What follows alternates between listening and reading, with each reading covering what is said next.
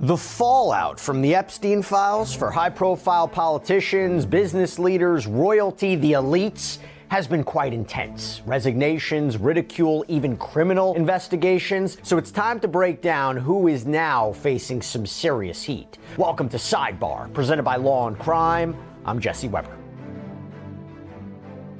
Okay, before we go any further, if you're putting things out on social media, if you're into content creation, you might be wondering, how do we get so many of our clips out there so quickly? We use something called Opus Clip, okay? This is an all-in-one AI editor that makes it so easy to cut, create, and upload videos across any platform. Through AI, Opus Clip generates B-roll, it reframes footage, and it even cleans up audio. It is so easy. You just visit opus.pro/sidebar, you sign up, you upload, and in minutes you will have perfectly edited clips ready to go. For TikTok, Shorts, Reels, Opus Clip, it's your one-stop shop. And having a tool like Opus Clip means that our producers can get you viral courtroom updates instantly. This is the most powerful tool there is to share ideas and edit like a pro. So go to opus.pro/sidebar to get a free week and then 50% off. One thing is for sure when it comes to the Epstein files. There is fallout. After the release of millions and millions of pages of materials and videos and photographs, people have come under a lot of fire, and their careers, their reputations, they are taking a hit. And you even see criminal investigations happening right now. And that's interesting to think about, right? Because there have always been calls for accountability, calls for justice, calls for transparency. And you have to think that if there hadn't been calls to release the files and to keep this in the public spotlight, where you just had the DOJ and FBI's memo from last summer, where it basically said there's no client list, there's no other third parties, there's nothing really else there, would we even see what's happening right now? And I'm not justifying it. We'll talk about it at the end, whether or not it's justified. Was that going to be the end of the story? Clearly not. So I want to examine the fallout from the Epstein saga right now. I'm going to start with the criminal one. You got Norway's former prime minister, Torbjørn Jagland. He has been charged with aggravated corruption after authorities looked into his connection to Jeffrey Epstein, the deceased financier. You see, according to the New York Times, this is serious. He could face up to 10 years in prison. And investigators say they are probing, quote, whether gifts, travel, and loans were received in connection with his position. And he had served as prime minister from 1996 to 1997, foreign minister and secretary general of the Council of Europe at one point. So investigators, they even searched his home, 2 other properties. I mean, this is big. Again, came out because of the release of these files. Now, he has denied all wrongdoing, but this is the first time in Norway since the end of World War II that a former prime minister has faced criminal charges. So what do the files say? Okay, you got June 2012. Jagland writes to Epstein, "Hi, Jeffrey. I tried to call you the other day, knowing that you were in Paris.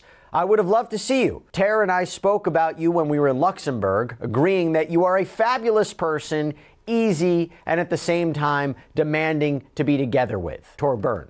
By the way, that reference was to Terrod Larsen. I might be mispronouncing the name. Former Norwegian politician. He's been accused of being Epstein associate as well. And I want you to remember something as we're going through these communications like 2012. This is after Jeffrey Epstein's conviction on Florida state charges of soliciting a minor for prostitution. That is what elevates that. That is why you are seeing a lot of this fallout, is that you were in communication with somebody who pled guilty to that.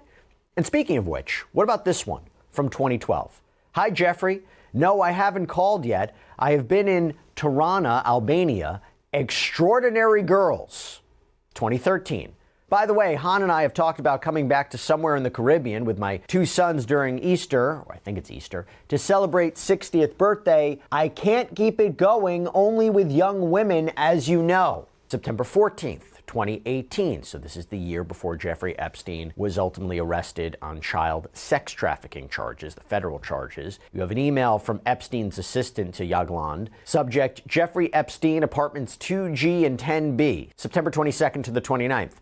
"Hello, Jagland. I wanted to reconfirm your apartment stay, September 22nd to the 29th. You will have 2 apartments, 2G and 10B. We will have a welcome letter for you with the doorman upon your arrival. Please do confirm back and let me know if there's anything else we can do." There's an email showing that Jagland's wife and adult children seemingly stayed in Palm Beach, Florida in 2014, and it was paid for with Epstein's credit card. So you can see why they're looking at what was he receiving, what was he giving. I mean, Jagland at one point apparently stayed at Epstein's homes in New York and Miami, visited his private island in the Caribbean. This is apparently according to the emails. And in the email chain between, you have a few people here, the subject says, Yaglan hotel rooms. It says things like, all I know is J.E. wants to bring to the island Torbern Jagland, his 3 kids and girlfriend, to PB and then on to the island. If we can use his personal card, call me and I will give you the info. I have it. Now, the New York Times reports that Epstein would introduce Jagland to his associates, including Catherine Rumler, the former White House counsel under President Barack Obama, who we're going to talk about a little bit more in a minute. And in exchange, he allegedly wanted Jagland to get him a meeting with Russian President Vladimir Putin. So there's a lot of notable exchanges, including where Epstein wrote this to Jagland. I think you might suggest to Putin that Lavrov can get insight on talking to me. So you can see, again, why this investigation is happening. Moving on, let's talk about Thomas Pritzker, who served as the chairman of Hyatt Hotels, held that position for 20 years. Problem for him?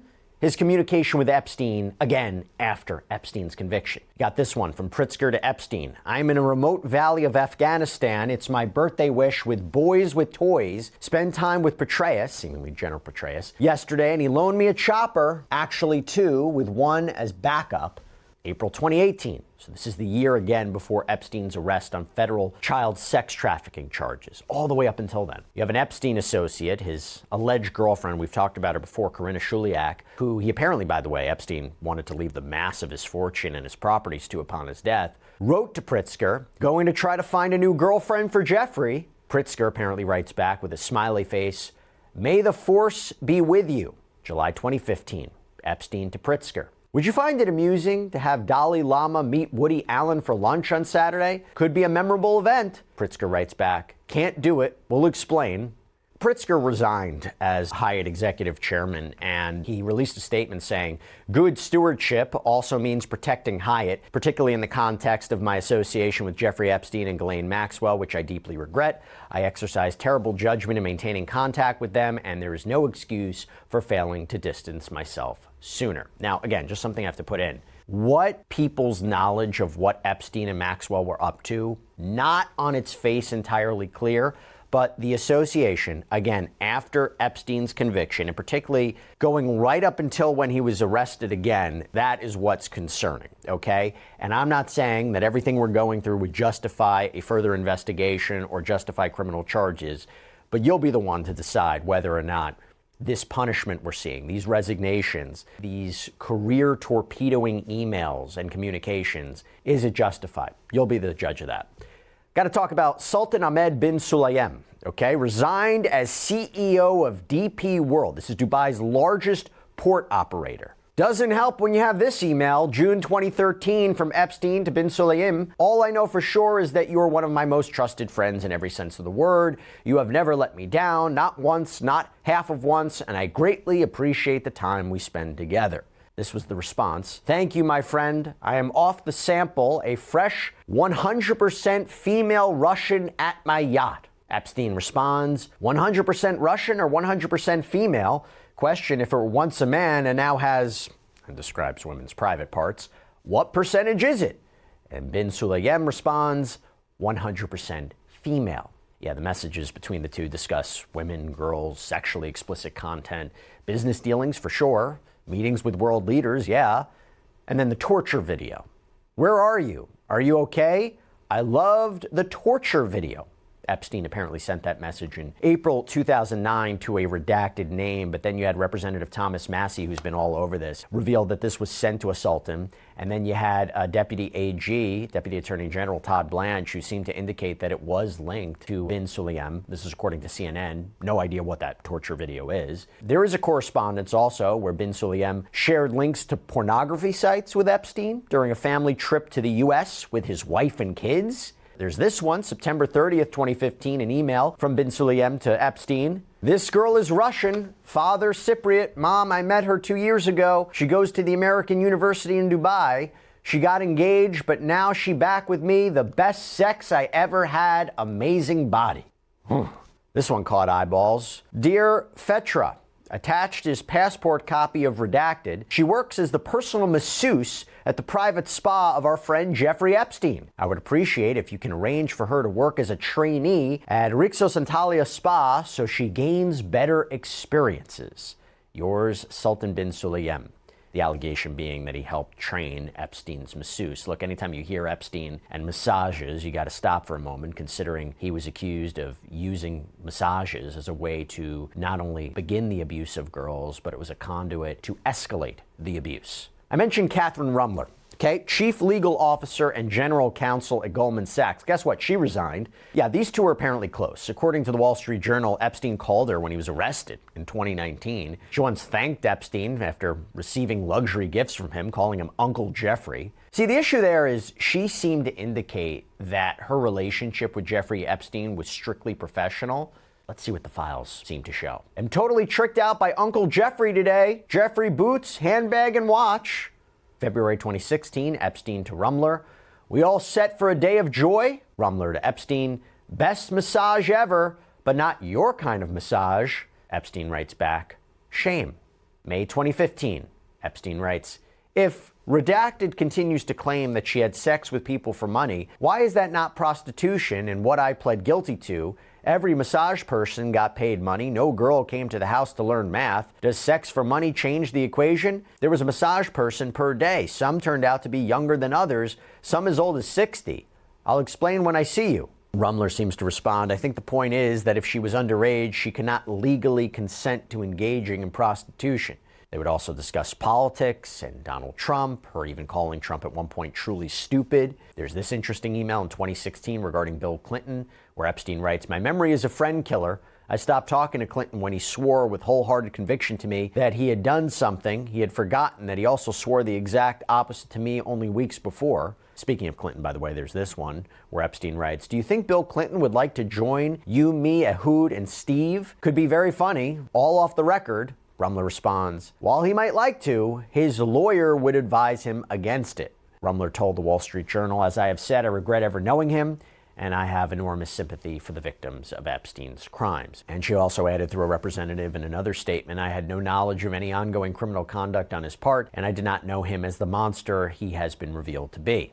What about Casey Wasserman, founder, chairman, CEO of Wasserman Talent Agency? Major agency, represents all kinds of athletes, performers, musicians. Chairman, by the way, of the Los Angeles 28 Olympics, the Paralympic Games. So he began selling his company in the wake of the Epstein files, and he lost clients like singer Chappell Roan and soccer star Abby Wambach. The LA mayor now saying he should step down from the 2028 Olympic Games. See, the issue with him is that I think the argument was it seemed at one point the extent of his connection was a humanitarian trip that he took with Epstein and Bill Clinton and Maxwell. But there was more that came out. Really, these kind of arguably flirty and suggestive messages and emails with Ghislaine Maxwell 20 years ago. Yes, years before she was ultimately convicted of being a child sex trafficker, but still toxic.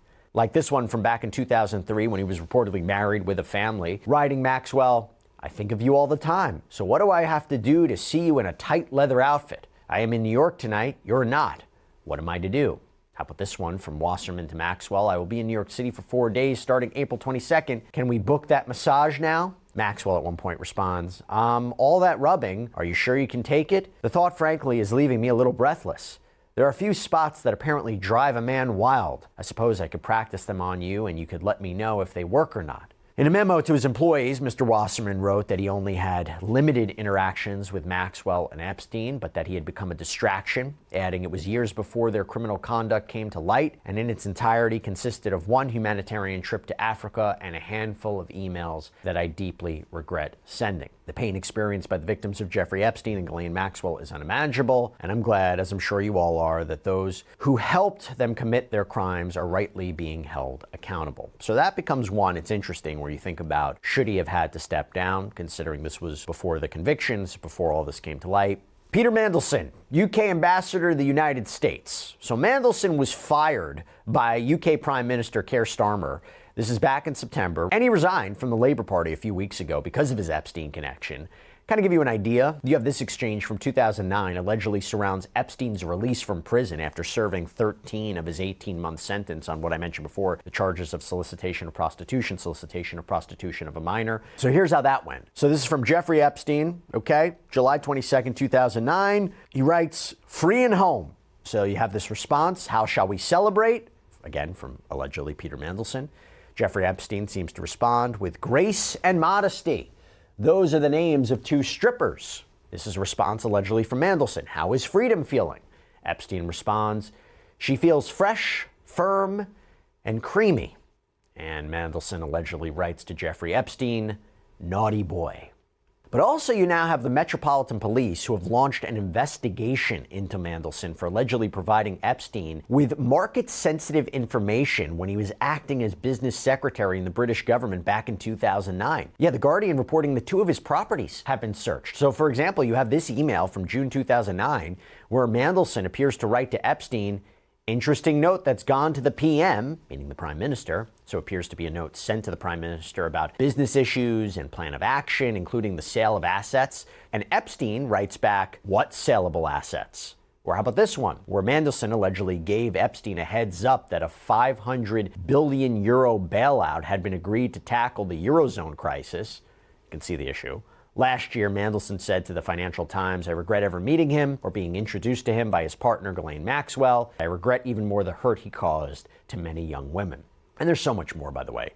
Brad Karp resigned as chairman of mega house law firm Paul Weiss. Got this 2015 email where he thanked Epstein for a once-in-a-lifetime evening. Or you have this correspondence where he connected his son David to Jeffrey Epstein to try to help David get a job on a Woody Allen film in 2016. What about Professor David Galenter? He was banned from teaching classes at Yale University. He's now being investigated by the university. Stuff like this when Galenter recommended a woman for a project to Epstein in 2011.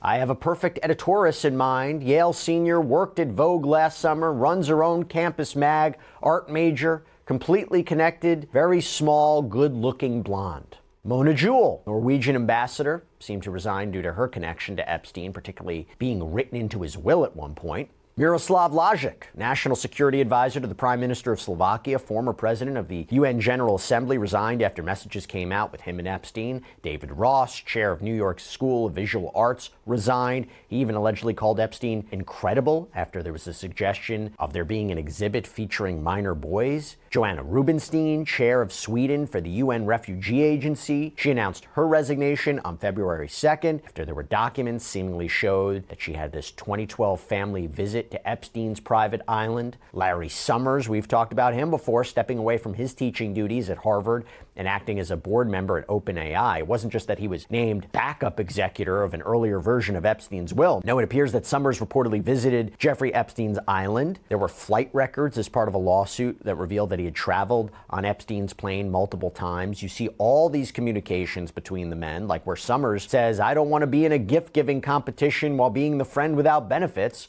Or when Summers wrote, I said, what are you up to? She said, I'm busy. I said, awfully coy you are. Epstein responds, she's smart, making you pay for past errors. Ignore the daddy, I'm going to go out with the motorcycle guy. You reacted well. Annoyed shows caring. No whining showed strength. So seemingly getting relationship or dating advice or whatever you call it from Epstein. He came out with a statement, I'm deeply ashamed of my actions and recognize the pain they have caused. I take full responsibility for my misguided decision to continue communicating with Mr. Epstein. Peter Attia, the anti-aging influencer, recently appointed contributor at CBS News, was mentioned almost 2,000 times in the Epstein files. Attia wrote in one email to Epstein in February of 2016 that a woman's private parts were low carb, adding, still waiting results on gluten content, though. You have an email from June 24, 2015 with the subject line, got a fresh shipment, where Attia seemingly writes, the biggest problem with becoming friends with you, the life you lead is so outrageous, and yet I can't tell a soul. Now, Attia came out and said, reading that exchange now is very embarrassing, and I will not defend it. I'm ashamed of myself for everything about this. At the time, I understood this exchange as juvenile, not a reference to anything dark or harmful. He added that he was never on Epstein's plane, never on his island, never present at any sex parties. But Attia did step down from his role as the chief science officer at the snack bar company David Protein, and then there was a 60-minute segment that he was featured on that was reportedly pulled. He reportedly has been retained by CBS, though. What about the NFL investigating Steve Tisch, chairman, co-owner of the New York Giants, named over 400 times in the Epstein files? Because you have messages like this, where Tisch seemingly wrote to Epstein that he was, quote, curious to know about a woman, asked Epstein, is she a pro or civilian? Epstein actually replied that he doesn't like records of these conversations. Tisch apparently asked Epstein in another email about a different woman, is she fun? With Epstein replying she is a civilian but Russian and rarely tells the full truth, but fun. This one's pretty striking. Regarding Tish meeting up with a woman, Epstein writes to him, "You did very well. She is a little freaked by the age difference, but go slow." Now, in a January statement to ESPN, Tish said, "We had a brief association where we exchanged emails about adult women. In addition, we discussed movies, philanthropy, and investments. I did not take him up on any of his invitations and never went to his island. As we all know now, he was a terrible person and someone I deeply regret associating with."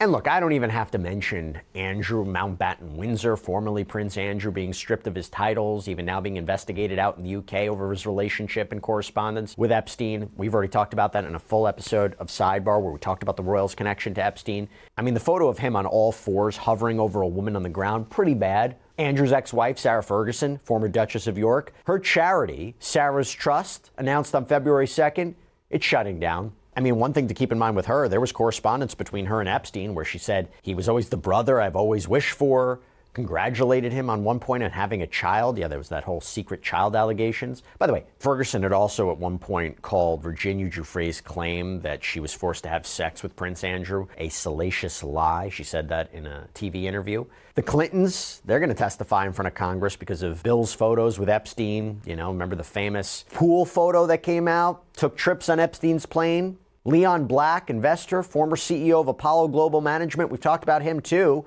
He left Apollo in 2021, said it was health issues, but remember, a lot of questions came up about his relationship with Epstein. One of the things that came up in the Epstein files was communications about the two, like this one. "Leon Black will come see J.E. tomorrow at 10 a.m. He may want breakfast. Please be prepared." But there were also allegations that were very dark. Allegations that Leon Black is a rapist. You have an email where it says, "Got a call from victim woman who said that she heard about lawsuit against Black. Victim said Black raped her around 20 years ago, 2001 or 2002 in Epstein's townhouse. Victim described it, felt pain on massage table with head on floor and legs on his shoulders, excruciating. Spoke with redacted at Manhattan DA's office, substance abuse problems in 1990s, preyed on by Epstein, gave massages to Epstein and Black for money." You have another claim. Minor victim at Epstein's townhouse and was told to give Leon Black a massage, violently raped by Black, 16 years old when raped by Black. So look, that is a sampling of the fallout we're seeing right now. There is probably going to be more. It's a question for you out there about whether each and every person I mentioned, is it justified or not, that their careers are over, their reputation tarnished? I don't know. You'll have to make a decision yourself. But a lot has happened. I will say there are no criminal charges yet in the United States, but also kind of unsure if that ever will happen, considering the FBI said there's really no one else to go after. No videos, no photos of any other third parties abusing girls. They said it was just Epstein and Maxwell. You hear lawmakers saying that's not the case. So we'll see. There you go. Some fallout so far over the release of the Epstein files. That's all we have for you right now here on Sidebar. Everybody, thank you so much for joining us. And as always, please subscribe on YouTube, Apple Podcasts, Spotify, wherever you should get your podcasts. You can also check us out on NBC's Peacock. We got Sidebar episodes up there too. If you want to follow me, X, Instagram, my News Nation show, Jesse Weber Live, Monday through Friday, 11 p.m. Eastern. I'll see you next time, everybody.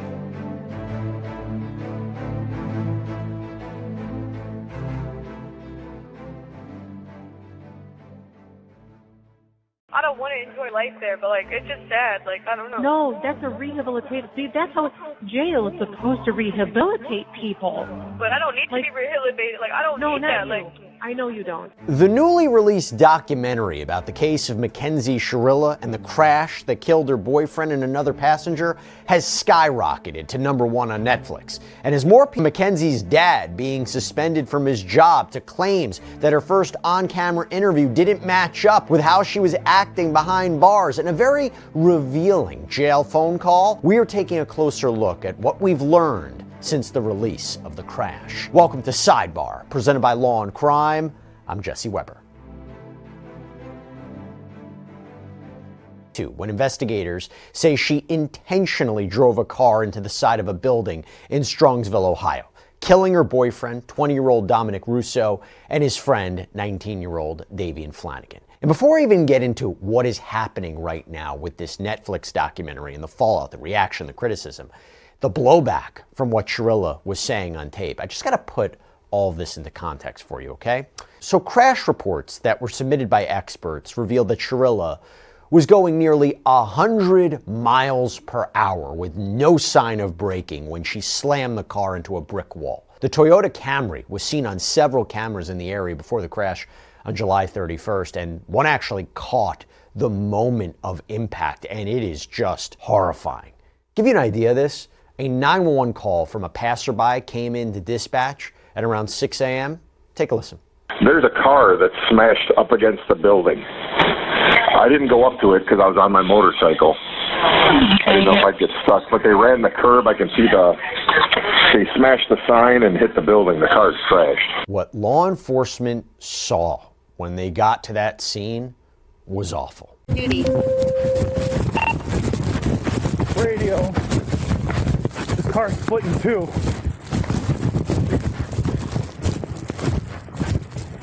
Radio, there's an occupant inside. Send us a squad now. You're on Westwood on the drain on Alameda.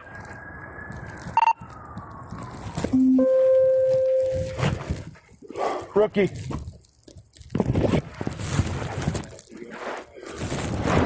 Oh my God, dude. Yeah, this smashed car was in multiple pieces. Police officers, they struggled to get the victims inside. According to police reports, debris was scattered in a 70-foot radius. There was a piece of the car that was even found on the roof of the building that Okay, she was life flighted here. Yeah, I wouldn't know that. Okay. No. You want to sit down? Wait to say this. It's progress in Alameda, car into a building. 2 are deceased in the vehicle. Daughter's driving. Who died? I don't know whether, but there's one that we don't know. His name's Jacob. Does anyone know Jacob? Dom? No, stop. Let him talk. Guys, I know, we've been dealing with this. Your daughter's okay. She's talking to us. I talked to her, okay? Your daughter's alive. So an officer then speaks with Shrilla's parents that are in the hospital waiting room, letting them know the information they had so far. And then this officer goes back to speak with them again after getting more details about what investigators found at the scene. Now, to clarify, at the time, the officers believed that Dominic was someone named Jacob, so you might see a little bit of confusion there, but take a listen. Oh, God, help me. All right, I got to talk with you one more time. Just to let you know where we stand as a police department, okay? Where we stand today, okay? Full transparency here. There's drugs in the car. She had a bag of mushrooms on her and a scale. Full transparency, guys. I'm sorry, I'm ripping the Band-Aid off, okay? Drugs in the car. It's a mess, okay? We're not going to do anything with the blood draw or anything here, but it will probably be subpoenaed, just so you guys know. They're going to subpoena for a blood draw for the sample. Okay? Since she's unconscious, I really will, if you guys could talk, if she wakes up, we need the name of that passenger. Okay? Wait, you don't know what it is? We don't. All I know is his name is Jacob. That's it. Where were people in the car? She was driving, one in the back seat, On and the front? Jacob was in the front. Davion in the back.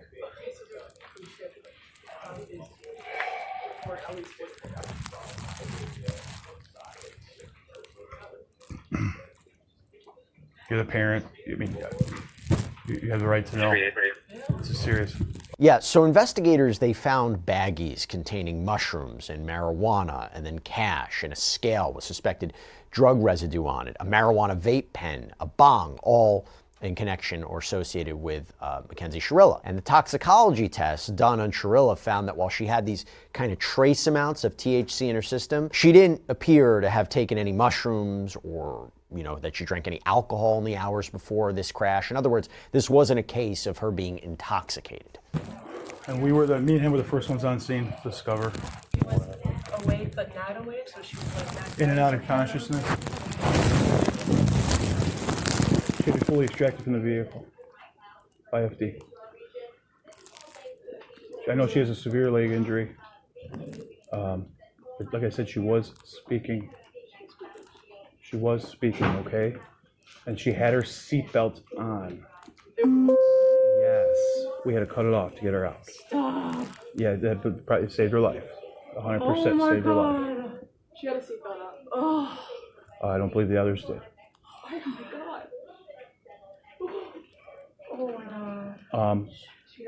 It was at Progress in Alameda. Like I said, they hit a building at a very high speed. She had it on She did not hit another vehicle. The It girls just- were on her, or like on her person, or just on her? Or did somebody else's? Could it be that she? that person. What does that mean? They were Talking. Yeah. That's the least of your worries at this point, guys. Oh yeah. All right. Well, I'm just trying to gather information. I'm an information gatherer. Yes. I'm just giving you what I know, okay? As investigators started to look into what might have led up to all this, what led up to this tragedy, they realized that Dominic and Mackenzie, who had been dating for several years, this was a rather tumultuous relationship. The two had been living together. There were recordings that came out after the crash that revealed these threats that Sharilla had made to Dominic. Like before, you lied. You lied and said you would never lock me out of the house again. That is why we got back together last time we broke up. But I forgot. You can never broke up keep with me your earlier. word because you were Crash, there were claims that were made in this documentary that Sharilla had previously threatened to crash a car that she was driving with Dominic inside. You add to the story, apparently Sharilla had these videos up on social media where the argument was she didn't appear that remorseful over what happened after the crash, apparently talking about a brand deal. She was also accused of dressing up like a corpse for Halloween with her friends. Now, her friends said it was just like to look like a rapper, but you can understand why that would look problematic given what just happened. And then there were these posts from her social media that seemed to show her driving recklessly, smoking what looked like marijuana while behind the wheel of the car. So yeah, problematic to say the least. And she also, by the way, even posted a video seemingly showing her at a concert in a wheelchair after the crash. Sharilla was arrested in November 2022. She was charged with a laundry list of crimes, and this included murder and aggravated vehicular homicide for allegedly driving into the wall on purpose. And interestingly, a key piece of evidence against Sharilla, which prosecutors talked about at trial, wasn't even featured that before the crash. By the way, if you want any more information about the Mackenzie Sharilla case, if you go on the Law and Crime Plus app, you go to case files, we have everything that you would need to know about that case up there. So I encourage everybody to go check it out. Again, Law and Crime Plus. Now, to be clear, Sharilla and her family have always maintained her innocence, saying she had some sort of medical episode, a medical condition that could cause her to black out, specifically POTS. We know that this is a condition that can cause dizziness, fainting, and while that was her defense at trial, by the way, Sharilla didn't testify. And by the way, going back to what happened when she was arrested, she seemed shocked that she was being taken into custody, and so did her parents. What happens now? What am I doing? Okay, well, Mackenzie's 18, so The lawyer said they called and said that, not to talk to any cops because she's legal counsel. Yeah, and we read her rights. She's 18, and we are not going to ask her any questions. We have nothing to ask her, so we're not going to ask her anything anyway. So when we're done with our booking process, she will likely be processed downtown. We'll transport her downtown. I need to speak to my daughter because you guys aren't allowed to speak to her at all. That's from the lawyer. He does not want you guys speaking to her.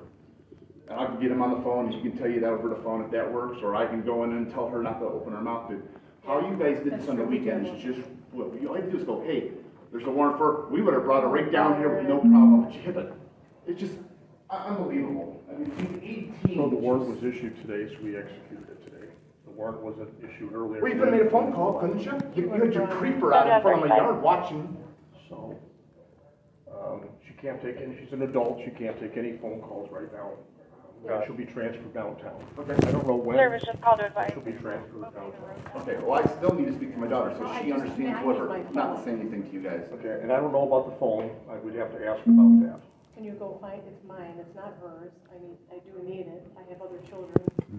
And that's how we communicate. Yeah, I and that's how we understand. communicate. Okay, so I do need my phone. Yeah, I mean, BPD had to roll out the whole mess to pick up an 18-year-old girl who can hardly walk out of a hospital visit. It's just beyond me. So we follow the law, and that's what we're doing today. So the phone that was in her hand is the one that we took, but I'd have to check with the detective to find out what's going on with that. I don't know the answer to that. Can we find out? I do need it like right now. Okay, let me at least I have ask. another child. Yeah. No, I get it, So we got a lot to do. Can you, yeah. Thank you. And am I going to be allowed to have a 2-minute conversation with her? You cannot talk to her while she's here, no. Why doesn't she get a Well, she phone has call? legal If you arrest her, why representatives. don't she get a phone call? She was just brought in. They're going to process her. As soon as they get the time for her to make a phone call, she will be able to make a phone call. You just need to advise her. She has a lawyer. She's a lawyer. She does have a lawyer. She is 18 years old and she could speak that. Yeah, but she's a dumb 18-year-old that just turned 18. Well, and you guys are no. She's dumb. All the kids nowadays are dumb, and these guys are going to take advantage of her. She's not allowed to speak to you guys. I'm telling you Listen, that. her from attorney lawyer. can call us. I just need Don't ask her any questions. She's not allowed to speak to you. Now, something else that wasn't or didn't appear to be addressed in the documentary was Shrilla's apparent attempt to leave the hospital to go to Dominic's funeral. And according to investigative reports, officers at the hospital for another case, they were approached by a sergeant who told them about Shrilla's, I guess you would call it, attempted leave, attempted escape. It says, quote, Sergeant Doyle stated to us that Mackenzie Shrilla came to Metro Health as a juvenile, but while she was being treated in the hospital over the course of several days, she had a birthday and turned 18, thus making her an adult. One night before the night of Dominic Russo's funeral, she tried to escape and leave the hospital. He stated that the police were called to her room to intervene. While he was in the room, he stated he spoke to Mackenzie Shrilla's father, who called them. The sergeant stated that her father, Stephen Shrilla, stated to him that they cannot allow their daughter to leave the hospital. Sergeant Doyle stated to him that she is an adult and they cannot physically keep her there at the hospital if she wanted to leave because she was now an adult. Sergeant Doyle stated to us that Mr. Shrilla stated to him that they had to keep her in the hospital, quote, because she already tried to kill herself and she killed those two boys, and quote, they can't allow her to leave the hospital because she's suicidal. Now, that is really interesting because there had been speculation that Mackenzie Shrilla was trying to end her own life when she crashed the car but survived. But that information came to police kind of secondhand, so they interviewed Sergeant Doyle to set the record straight, and as it turns out, some of the details kind of got muddled during this, game of law enforcement telephone, so take a look. We're dispatched to Mackenzie Shrilla's room. Can you tell me about that day? So we were dispatched up to the room for a disturbance. Once we arrived up on the room, she was upset that with her dad. So I was in the room with her and her dad, and if I recall correctly, her mom was in the room too. We asked the dad to step out. He was hysterical, crying, just all upset about his daughter, and so then we're trying to calm him down, and he's like, you guys probably know who I am, and you probably saw it all on the news and stuff like that. So. And he's like, at one point in the conversation, he's like, I feel like my daughter needs a psych evaluation. And he's like, because she's not, thinking clearly, and blah, blah, blah, blah. I'll be honest, that was back in August, word for word what he said, I don't recall every word that he said. He was pretty hysterical, he was pretty upset. And we sat him at the waiting room down the hall, and that was she was upset with her dad because she wanted to leave to go to the funerals, and he's I guess they got in some kind of argument about it, and that was it. Any insinuation or any statements that the dad made about his daughter being suicidal today or in the past? No, he just, the only thing that I can recall on is he just made that comment, I feel like she needs a psych evaluation, because she's not thinking clearly. Okay. What that means, Okay. Yeah, so it's open for interpretation, basically. Mm-hmm. He did not kind of go on to explain. And I said, did you guys ever charge that, charge out that, female yet from that crash? And he said, and the one guy's like, no, not yet. Kind of saying hey, it's coming soon. So I said, yeah, we had a little interaction with the dad. I said, and I pretty much told them the same thing I told you. But at the end of it, I said, I'm like, oh, I said I heard that she intentionally did it. Meaning I heard that she intentionally did it through other law enforcement source. Gotcha. So. Okay. So at no point was it that you heard it from Shrilla's dad? No. Okay. Can I ask who you heard it from? I was at a party and like there was a bunch of cops there, and it was like a third party. Okay. Was it SPD officers? No, it was the other officer that knew. It was a kind of like third party. Third party, so just cops chopping it up. Yeah. Okay. And so at no point in your conversation, just to be clear, did you say that Mr. Shirilla told you, my daughter needs an eval because she tried to kill herself and in the process killed the two boys? Any reference to Shirilla killing the two boys? No. Okay. In the end, we know that Mackenzie Shirilla opted for a bench trial, so instead of going to a jury, she went in front of a judge, and so the judge would be the trier of fact here. And the judge saw the arguments, saw the evidence, and made a decision. The judge found Mackenzie Shirilla guilty of all 12 counts: murder, felonious assault, aggravated vehicular homicide, drug possession, possessing criminal tools. And Mackenzie Shirilla was sentenced to 2 life terms in prison, served at the same time, with the possibility of parole after 15 years. Now, Shirilla has filed numerous appeals, all of which have reportedly been denied. Her family says they're going to continue their fight to prove her innocence. But you got to go back to this documentary, the Netflix documentary, The Crash. So Shirilla has made certain statements in this documentary from behind bars at the Ohio Reformatory. And the argument is that what she said has met quite the reaction, seemingly caused quite a stir. Like, for example, where she says in the doc, "I'm not a monster. I'm not saying I'm innocent. I was a driver of a tragedy, but I'm not a murderer." She also said that regarding Dominic, we would have probably been married by now. We argued, we got back together, we broke up, we got back together. It was rocky, but it was good. We were in love. And again, she would say she doesn't remember anything from the night of the crash, saying, quote, "I remember turning on the street, and then I'm waking up in the hospital the next day, and my whole life is shattered." Now, we've heard Shirilla speak before about her actions, and we heard it during her sentencing hearing. In case you haven't seen it, take a look. Is there anyone else? I would like Mackenzie to address the court. Mackenzie, you don't have to speak if you don't want to. It's up to you. Okay? You can sit if it's more comfortable, whatever. By the way, her mom also spoke at sentencing, and this too caused quite a stir. She would never, ever, ever murder the love of her life. Okay? Halloween, for 3 months after the accident, she would only wear his clothes. She would only eat the snacks he ate.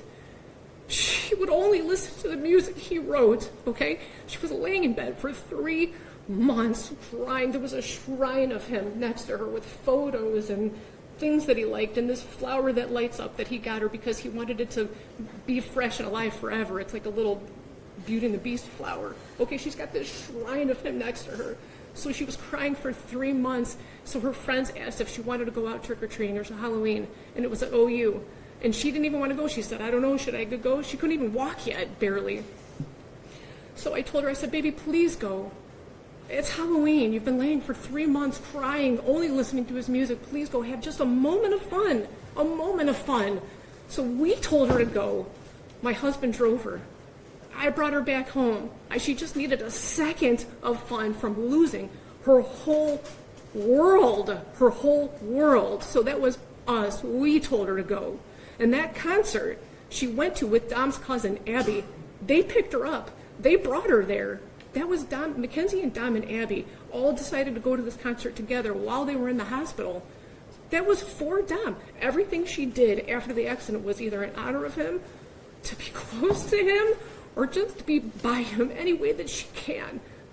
She's like devastated and tragic. He was the air that she breathes. Okay, and they went with his cousin. We spent all kinds of time with him after the accident. What was the other thing? I'm hearing an awful lot about your daughter. I'm not hearing very much. They all loved each other. They all spent every day together.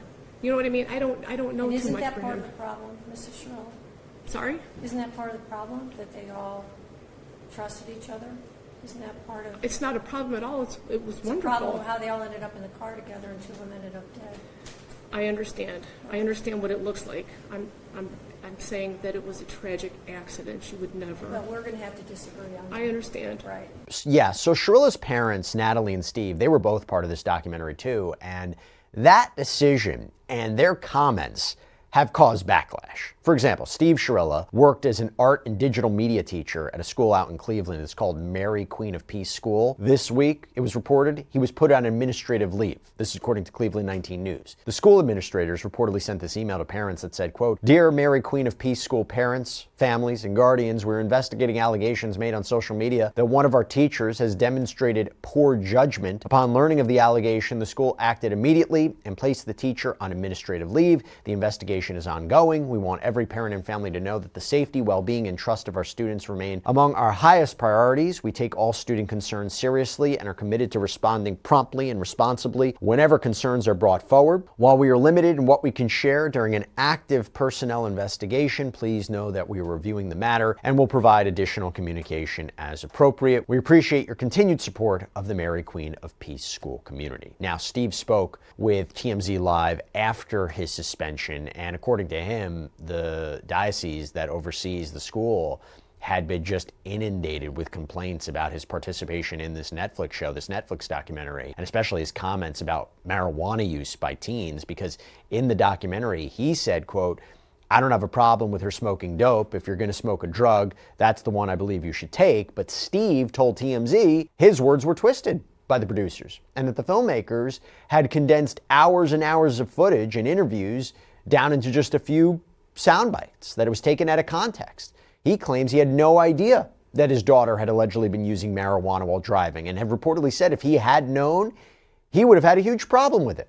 And then, to be clear, there's a lot of backlash after this documentary premiered that has been leveled at Mackenzie Shirilla's parents, because one commenter on Reddit wrote, "Her parents are villains also for not disciplining this petulant child. Her temper tantrums were allowed to flourish unchecked, and the result is an out-of-control adult who cannot manage her feelings. Those parents are still making excuses for their bad parenting and her murderous behavior." And just to go back to this, the big part about this documentary is Shirilla, right? I mean, this is the only interview with her about the crash. She told the producers that she still, again, has no memory of what happened. The only thing she says makes sense to her is that she had a medical episode. She talked about life behind bars. I mean, she said, quote, "It's really hard every day in here. I try to wake up and be the best person I can be every day, stay out of trouble. There's not a moment that doesn't pass where I don't think about Dom and Davian." However, there's an unexpected moment toward the end of this documentary that we got to talk about, okay? It shows Shirilla speaking with who appears to be a lawyer off screen about how her interview is going. So Netflix's fan site, ta-dum, wrote up an article about the film and said this about a big twist at the end. Quote, "It's only after Mackenzie finishes speaking that the filmmakers reveal her attorney has been in the room the entire time. Her demeanor demonstrably shifts as she checks in on how she's coming across. Quote, I don't want to force anything and just say too much or sound crazy," she says to her lawyer before turning back to the camera to say, quote, "I'm big on the no intent. There was no intent whatsoever there. I have excessive amounts of remorse for Dominic, Davian, both of their families. This was not intentional, and I will do everything I can to prove that to the world and the families, and that's it." Now, multiple ways to look at that. Some could say maybe she's manufacturing how she's coming across. Another way could say, look, she's making a statement. Of course, she's going to consult with her lawyer. But when it comes to how Shirilla maybe really is acting behind bars, who's the real Mackenzie Shirilla? So we are getting an insight from somebody who apparently spent some time with her behind bars. Also, by the way, jailhouse phone calls we'll talk about. So look, I had a chance to speak with a woman named Kat Crowder on my News Nation show, Jesse Weber Live, last night. And she spent some time locked up at the same time as Shirilla at this correctional facility. And she claimed, look, while she wouldn't say she was friends with Mackenzie Shirilla, she observed how she acted behind those prison walls. A very light demeanor, if that makes sense. So lots of laughing, lots of giggling, makeup done every day.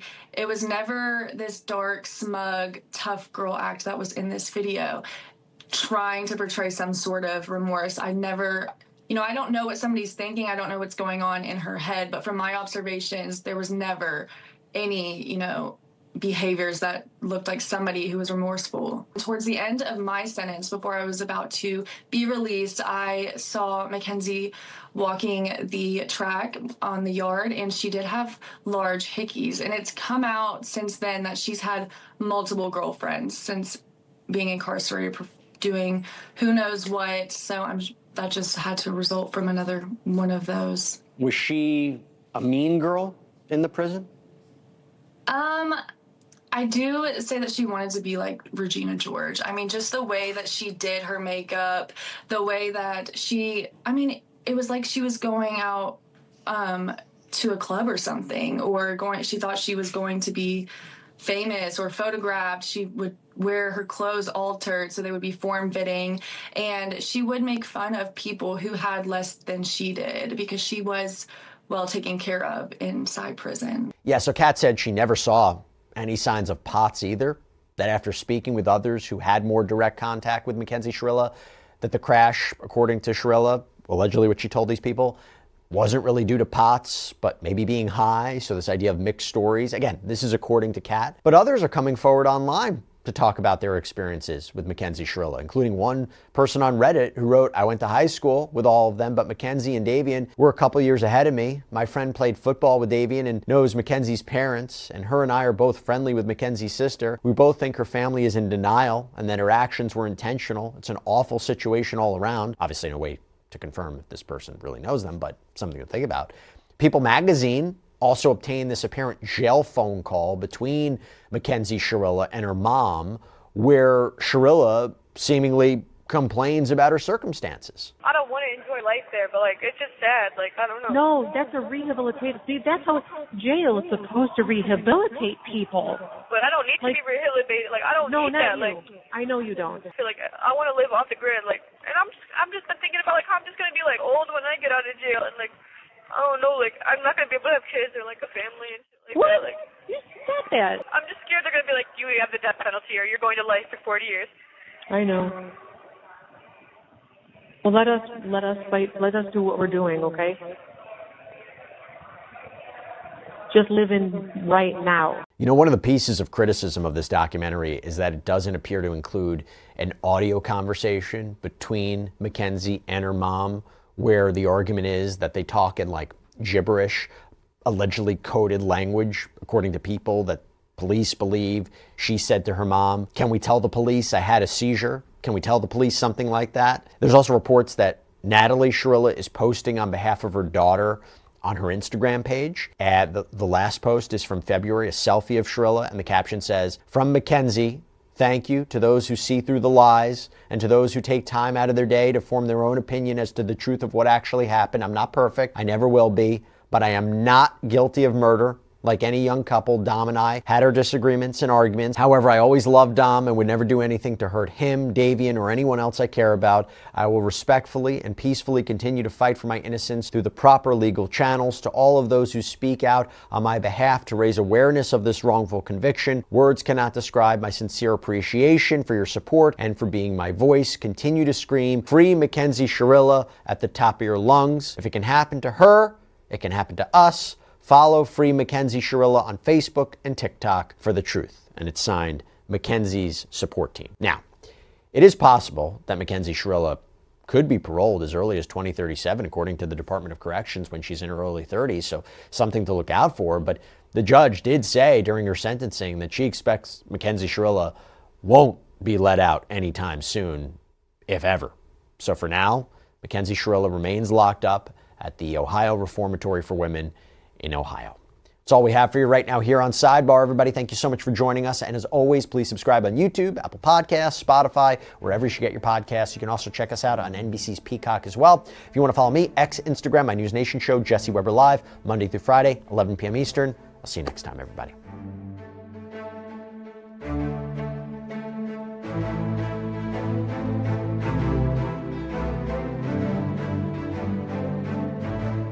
So Sarah and Nadia, are you guys having a good time? You can see I have a little sore on my face that I got from some black guy trying to kiss me.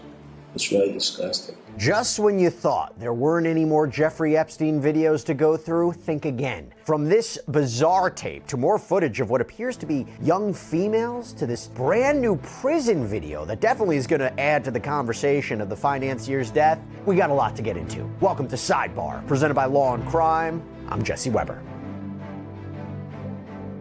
Before we jump into this, I gotta tell you about today's sponsor, Proof Wallets, okay? So I started hearing about these wallets all over. People are like, this is the best wallet ever. I am here to tell you I understand why the hype is real. First of all, I love this. Proof Wallets, veteran-owned. It's a veteran-owned company built by craftsmen who take pride in what they make. And honestly, it shows. Look how well they're designed. And also, super secure. Not only are they RFID blocking, but they also hold up to 25 cards without feeling bulky or like anything's gonna fall out. The craftsmanship, that's obvious, but what really separates Proof is how they treat their customers. Did your wallet get damaged? Did it get stolen? They're going to replace it for free. And you can even customize it with images, text, logos, anything you want. So go to go.carryproof.com/sidebar and order yours today. Use code sidebar for 20% off your entire order today. That is code sidebar for 20% off. I'm not wowed by people of position. I'm wowed by people of great ideas. So while we've been covering the emails and the reports and the documents and the PDFs and the Epstein files, which, yes, are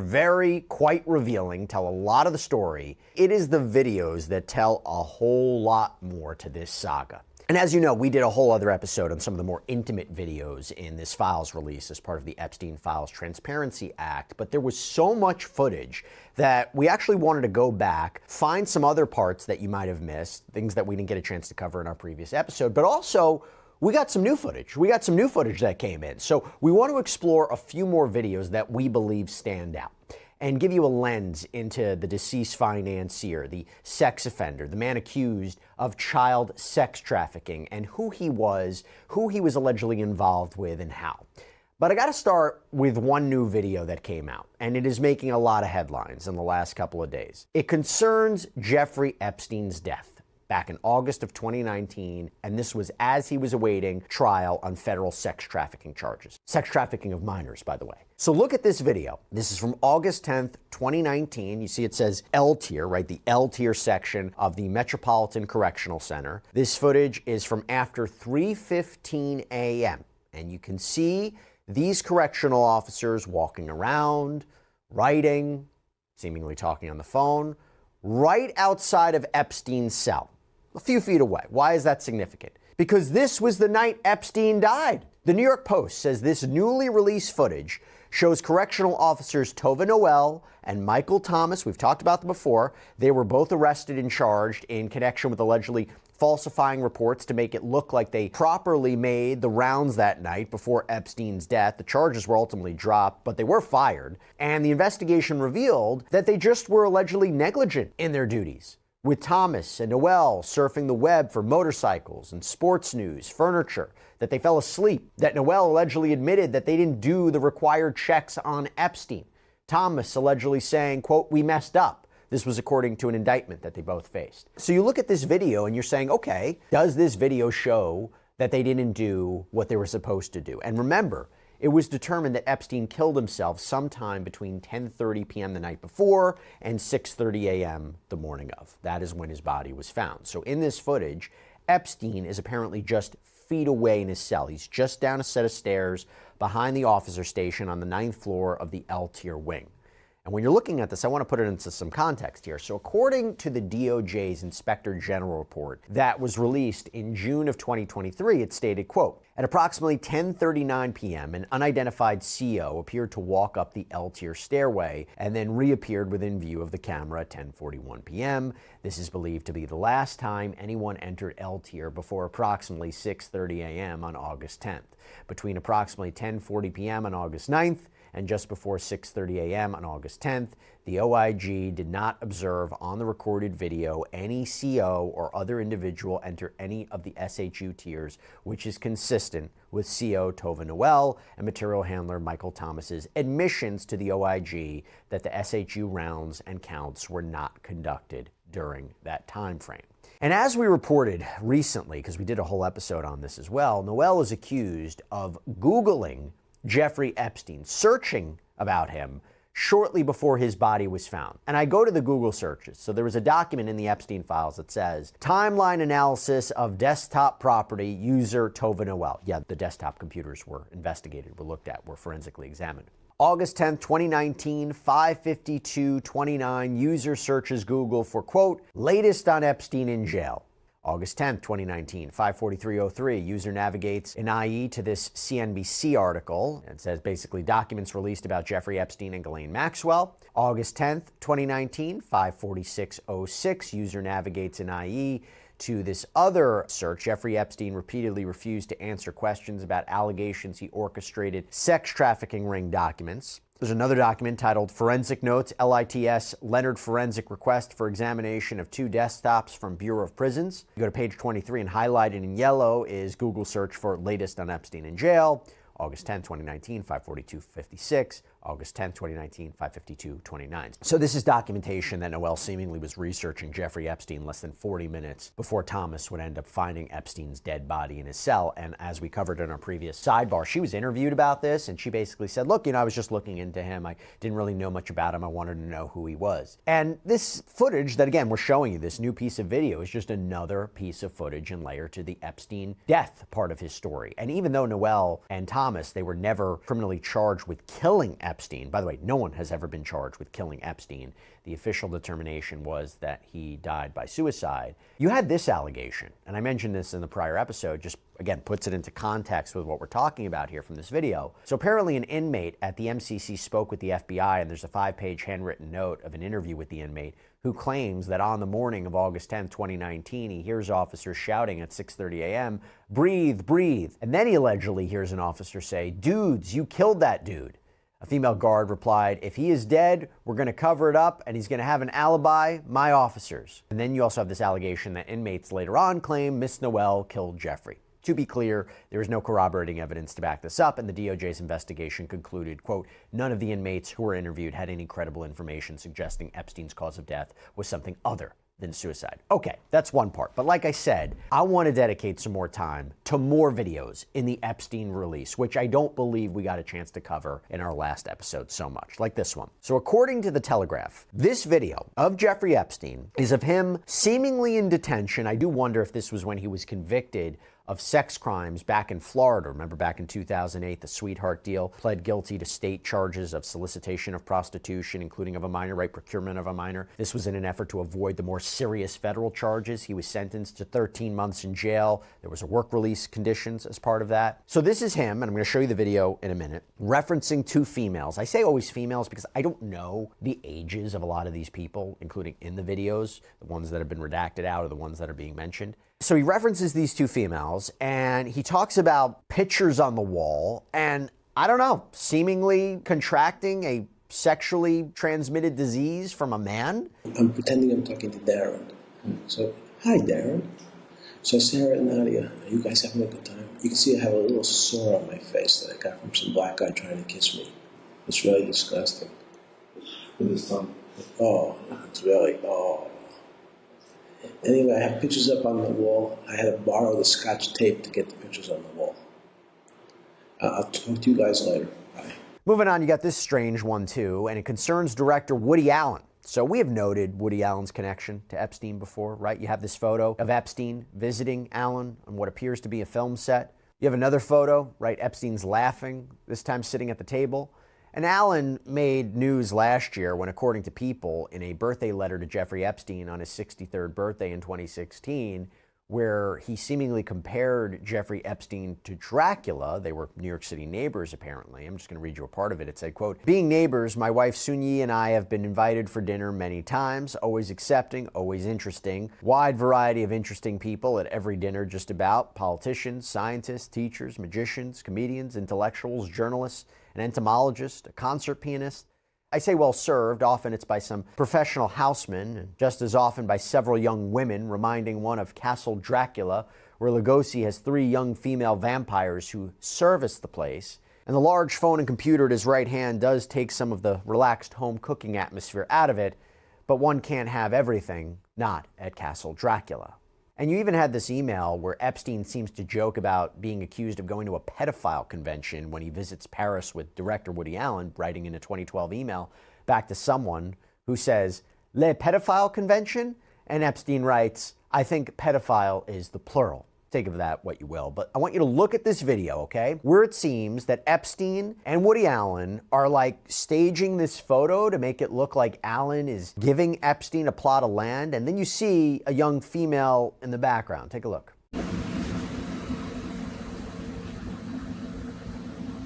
This is the plot of land was to build. Really put my helicopter on it. I noticed this. Okay. You got it? You got it. So you just have to hand me the land. That's your job. You want the photograph, okay? Just tell me. Okay? Okay.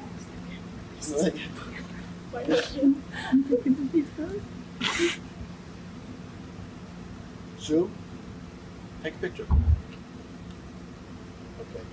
Yeah, not a lot of context there, but I don't know, just thought I'd call it out. I mentioned again that there are a lot of videos of females. Again, we don't know the ages, blacked out, redacted. You can kind of get a sense of maybe what is going on. We mentioned this in a previous video that there's videos of what appear to be children. A lot of these videos, though, that we didn't get a chance to show you last time are very sexualized.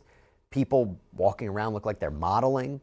And remember, Epstein was accused of being linked to model scout Jean-Luc Brunel, who's facing his own sex crimes charges before he died. And Epstein also founded and built a modeling agency. So we try to make sense of what these videos could be, perhaps, and why they're part of the Epstein files. Again, disturbing, like this video of a female seemingly wearing bunny ears and making what sounds like kissy noises.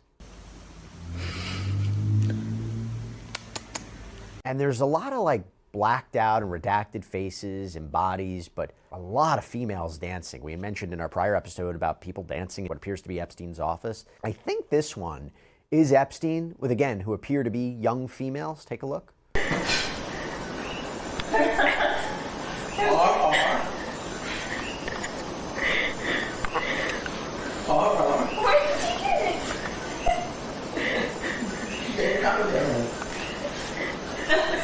It's amazing out here. Don't look like money. Keep going. It's amazing what happens to you. Keep playing.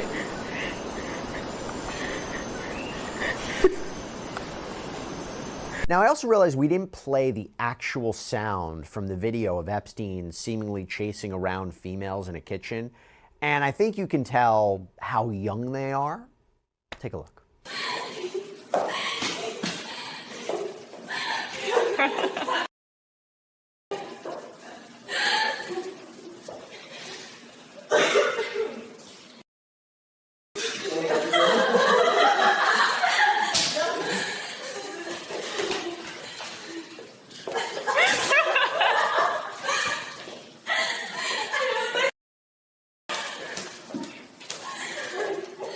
Now, I also want to call this out. There's a lot of footage, but I want to call this out. I want to call out this footage of what appears to look like an apartment tour.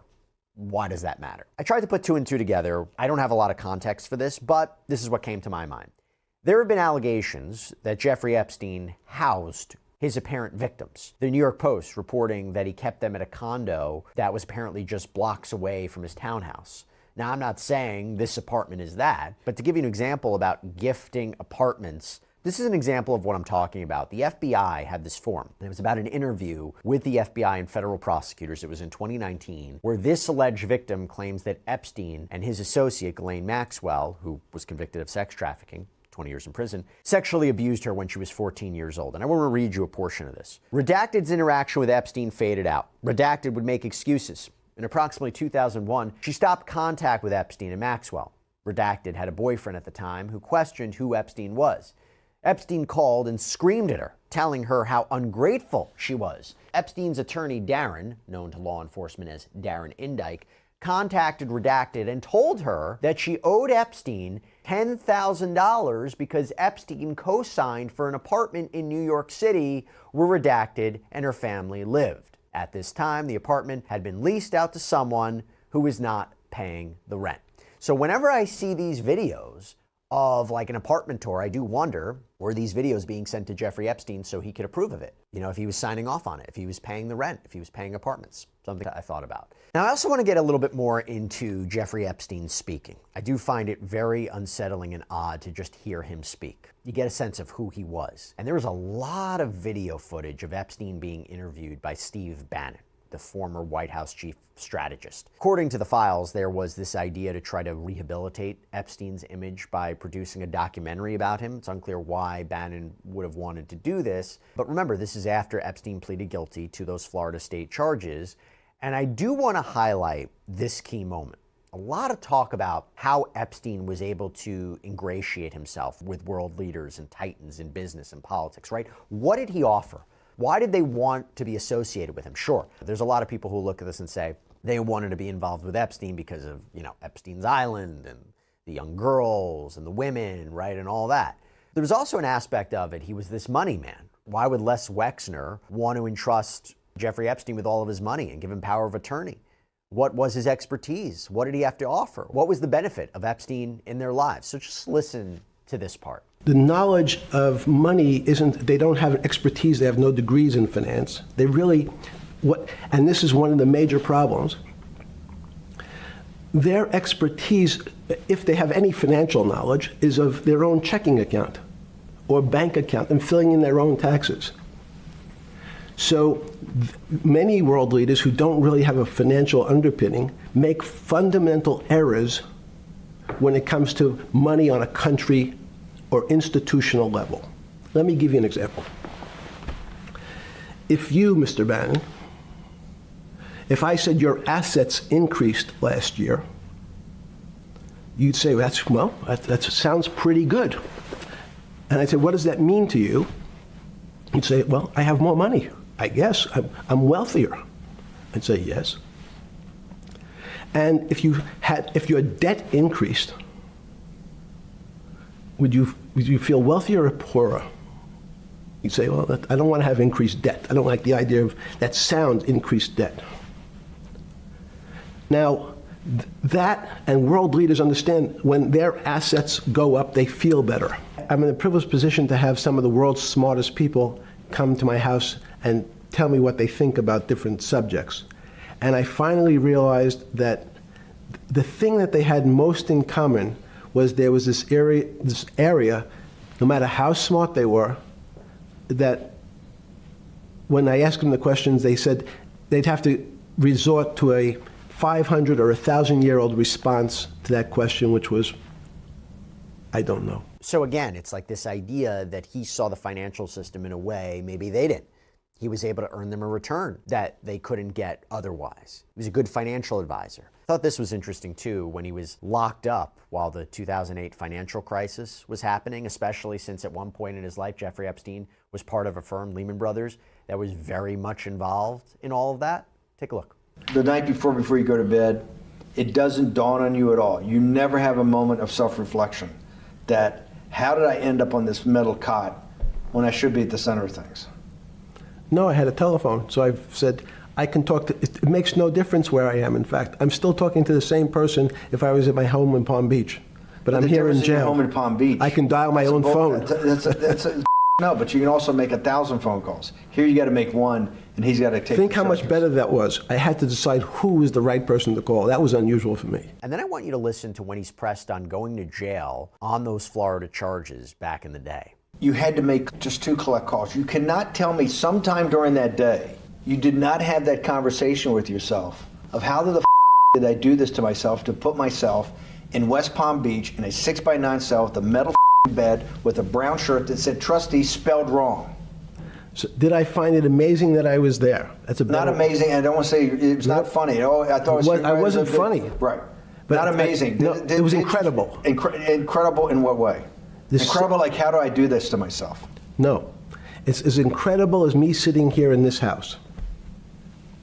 They are both just 2 sides of the coin. That's how I think about it. That my life today is incredible. Do you consider yourself a stoic? No. I consider myself a hermit. Stoics are not very happy. Being a hermit then, being in that 6x9 cell, being in the cell qua the cell was not the problem, right? Correct. What was the problem? The eating the almond joy bars. Because you couldn't eat the food. No, right. Remember, my life is. Did that ever strike you that I can't eat the food because somebody might have done something to it? I gotta live off an almond joy bar, 1 a day or 2 a day or whatever. How many ever sneak in a day? No sneaking in. Your 1 almond joy bar, it did not hit you at some time? How the did I do this? No. By the way, I just thought this was an interesting exchange when Epstein talks about what he was wearing in jail. So I was wearing a brown jumper and a brown pair of pants given to me by the jail with the word trustee on the back. Because you had qualified to be a trustee?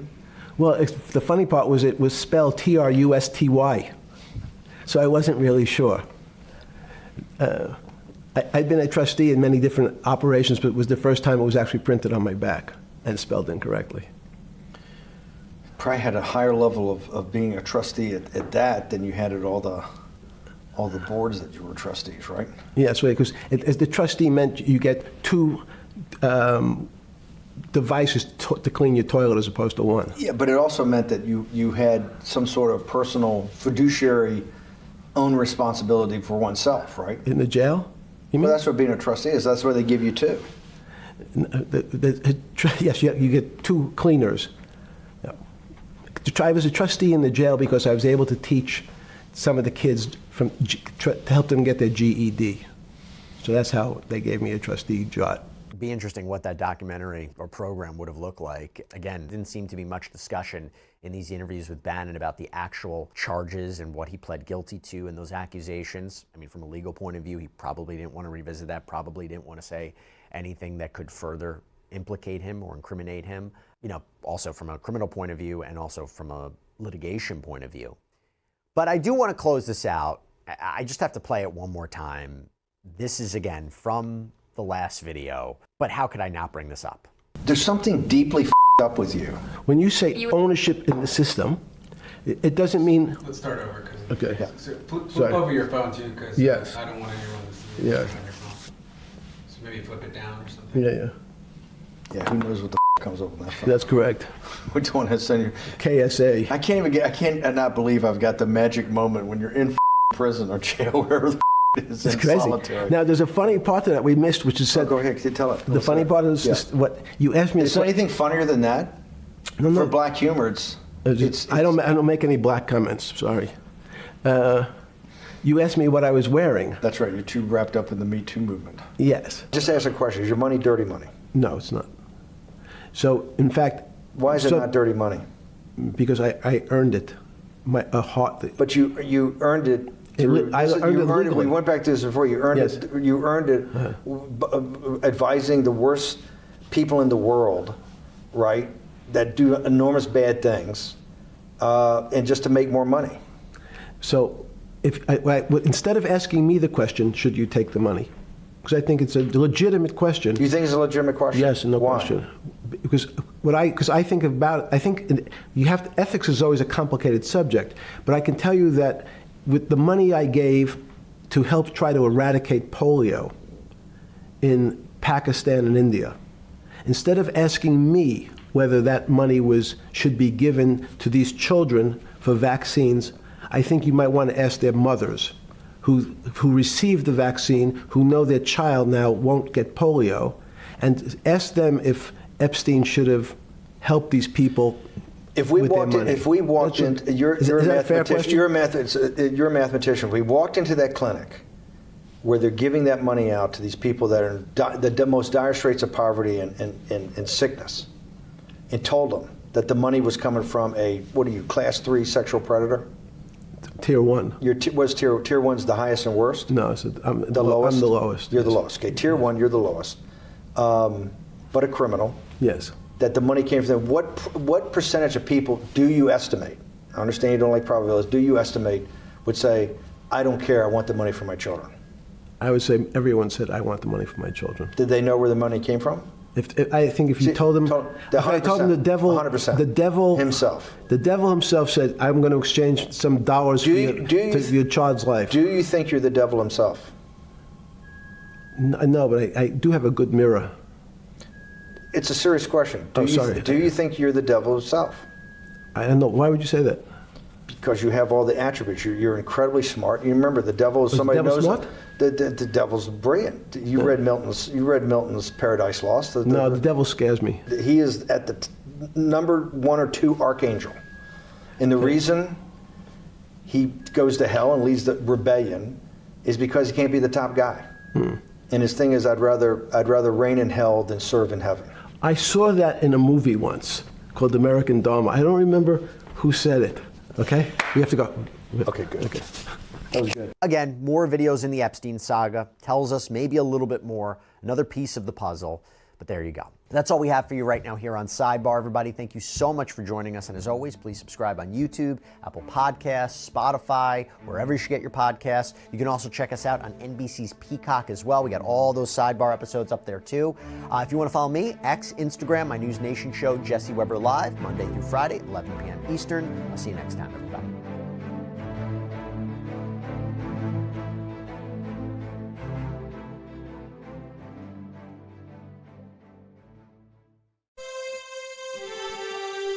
अल्लाह अल्लाह की जात तू ऐ झोरे सदके जेड़ो कुल कायनात चलाण आलो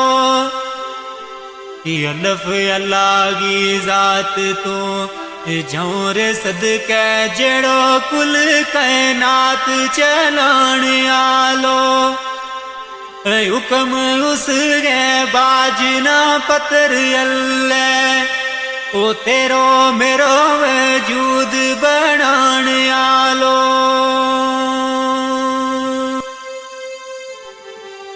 18,000 मखलूक गो ऐ मालिक सुनो रब सुनो जमीन आसमान आलो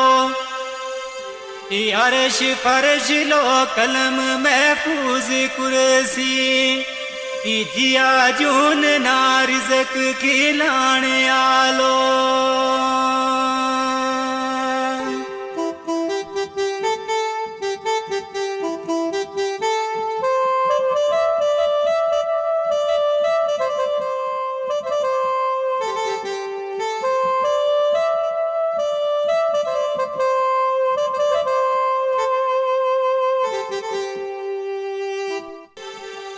दाल दुखांगी गल सो नौरे तमना एक बच्ची मासूम रोलाओ गई है दाल दुखांगी गल सो नौरे तमना एक बच्ची मासूम रोलाओ गई है ओ उसकी मारे गुलनाज है बहुत दुखिया ये मारा सीना माँ बर छिलाओ गई है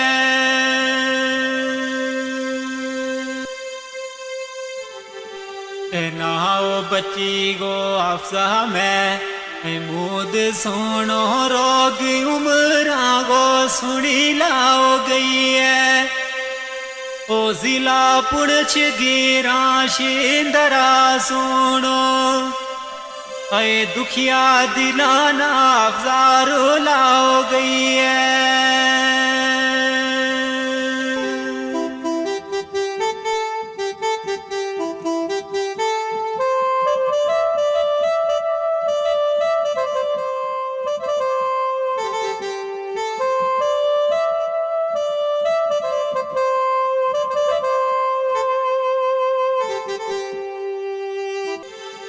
दाल दर्द जो दयागा ऐ बोते ओ खाए पर बचागी नारे जो दई ओवे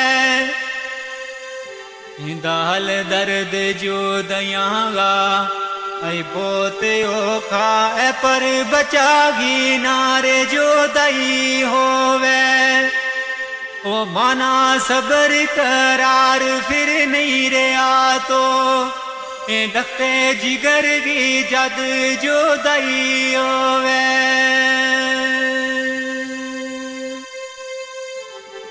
ते बाप उसको मैं मुँह दियो हुसैन दुखिया अफसा जही बची सीने लाई होवे ओ दुख मुझ जावेद माँ बाप नावे ओ बचा किसे गी नारे जो दई होवे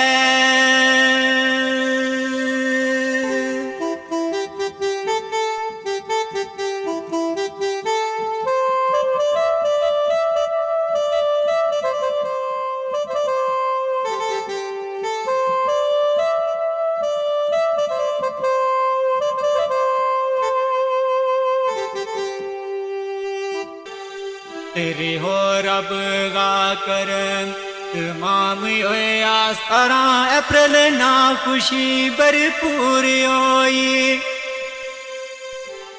रे हो रब गा करम तमाम होए आस्तारा अप्रैल ना खुशी भरपूर होई ओ अल्लाह पाक ने दिती एक बच्चियो सोनी ऐ गुनाहगारां की अर्ज मंजूर होई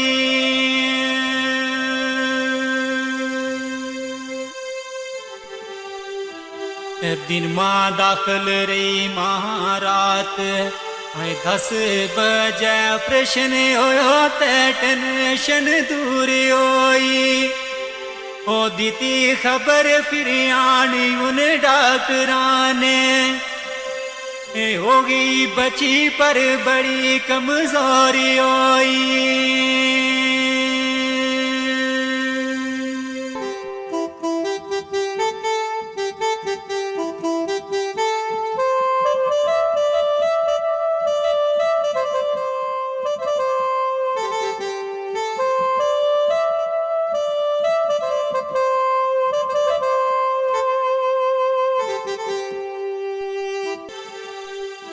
सलाह दीती वीर डॉक्टर है कमजोर बची ले गए बीच मशीन रखाओ दीती सलाह दीती डॉक्टर है कमजोर बची ले गए बीच मशीन रखाओ दीती 18-19 तक रखी पुणछ अंदर और पर इकी नर जोरी कराओ दीती आई रात 9 बजे मामू आई नानी दोए गड्डी तरफ जोरी चलाओ दीती ओ मासा देरी ना लाई ले चल गया ओ 12 बजे जोरी पहुंचाओ दीती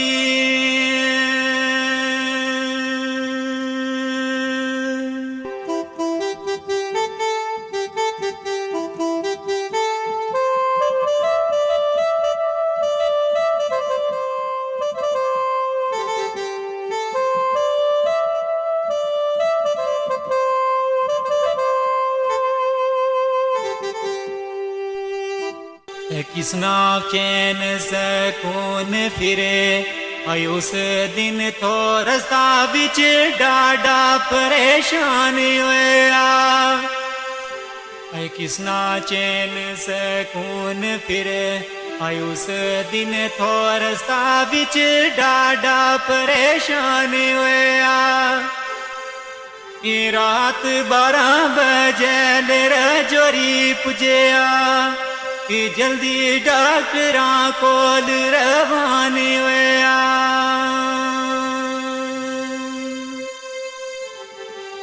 आई डॉक्टर नब्ज तके मुतू ये बोल न सके असली राज तू बे वो हैरान होया ओ अमानत रब की है तुम सबर करियो ए आपसा बची गारू वे रवानी होया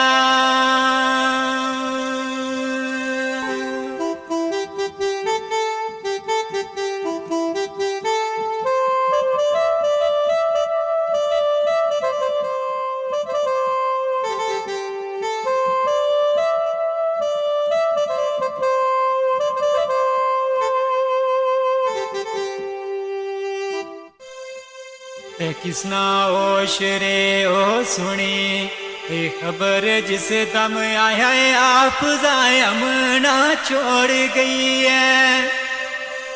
ऐ किसना होश रे ओ सुनी ये खबर जिस दम आया है आप जायमना छोड़ गई है। ये एम्बुलेंस करी वापस पुणच चलना मारी किस्मत अज मुख रे मोड़ गई है।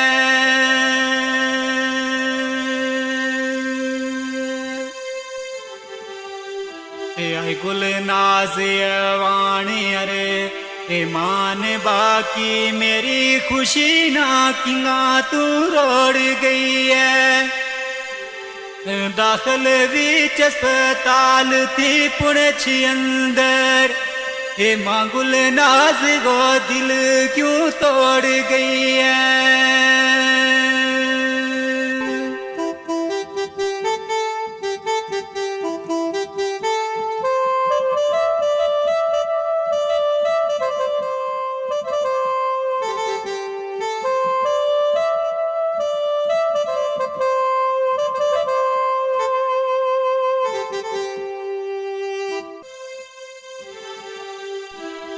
अप्रैल बईना सुबह गए आई 5 बजे वतन शींदरा पुजे आयान सदके।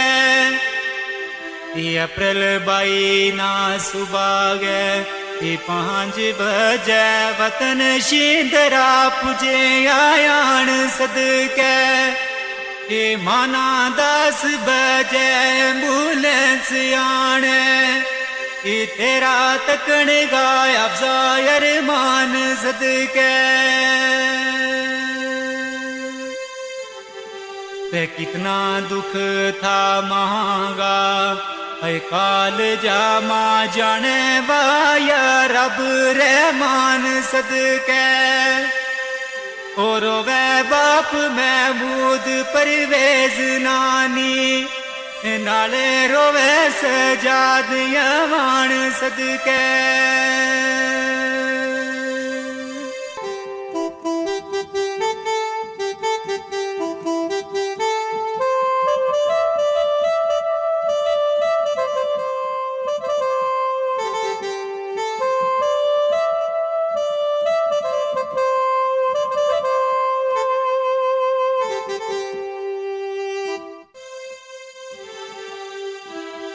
ते कफन दफन गो विलोणे यार के ओ इना दुखाना उण मीटौरे किसरा। कफन दफन गो विलोणे हार के ओ इना दुखाना उण मीटौरे किसरा। ओ जीता मांगे बचा गो टूर जानो इस शेर बर कलम चनो किसरा। ते अच्छा रब वाले हुणे है छोड़ गई है तीना सिना नालूण लो किसरा। सबर या तो नी दिल मां याद तेरी रोता दिला ना चुप करूं किसरा।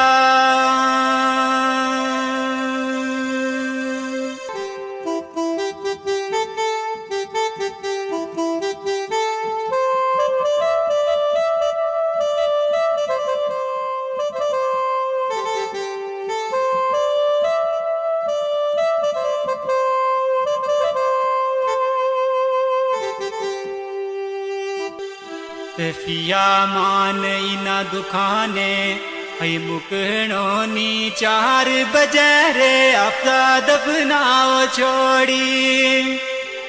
है फिया मान इना दुखाने है मुकनो नी 4 बजे रे आपका दफनाओ छोड़ी। वतन पुणछ गिरा शिंदराय अंदर ओ सोनी निकी जी कबर बनाओ छोड़ी।